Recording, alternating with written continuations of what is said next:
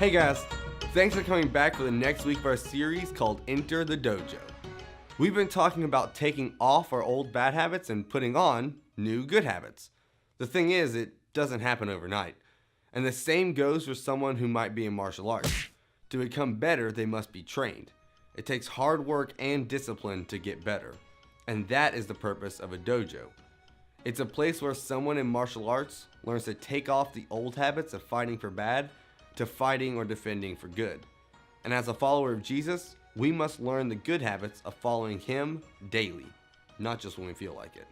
Our memory verse for this series, Ephesians 4:22-24 says, "You were taught, with regard to your former way of life, to put off your old self, which is being corrupted by its deceitful desires, to be made new in the attitude of your minds, and to put on the new self, created to be like God in true righteousness and holiness." Today, let's talk about how we should take off anger and put on self-control. In today's Bible story, in the years before David became the king of Israel, he spent a lot of his time running for his life. He was being chased by King Saul. You see, King Saul wanted to kill David. Saul was so jealous of him and angry with him. So Saul chose his best men to help him capture David. And all the while, David was hiding in a cave. As Saul and his men were chasing David, Saul stopped in that same cave to, use the bathroom. But King Saul didn't see David in the dark cave. Now, David had the chance to kill Saul if he wanted. He could even take Saul as a prisoner, but in that moment, David decided to put on self-control.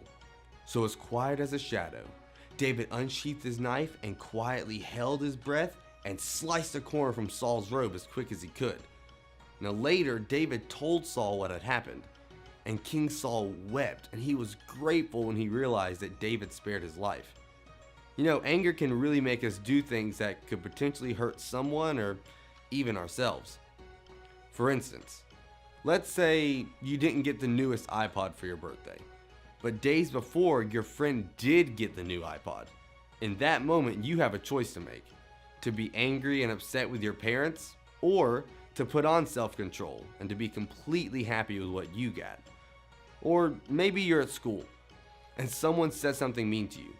In that moment, you have a choice to make: to be angry and be mean back to him or her, or to put on self-control and to tell a teacher or a parent and turn the other way.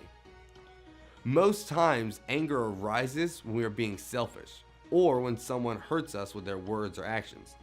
But we can't let anger come over us. We must choose to put on self-control. Now, I don't know when you most get angry, but maybe you should introduce a new habit to help you have self-control when you do get angry. Maybe it's walking away from the conversation or even counting to 10. But the best habit of all is prayer. Prayer is huge in situations when you may lose your cool.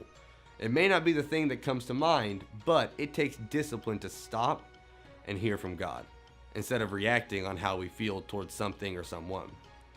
It says in Proverbs 29:11, "Foolish people let their anger run wild, but wise people keep themselves under control." The end result of someone being angry usually ends with someone in trouble or getting hurt.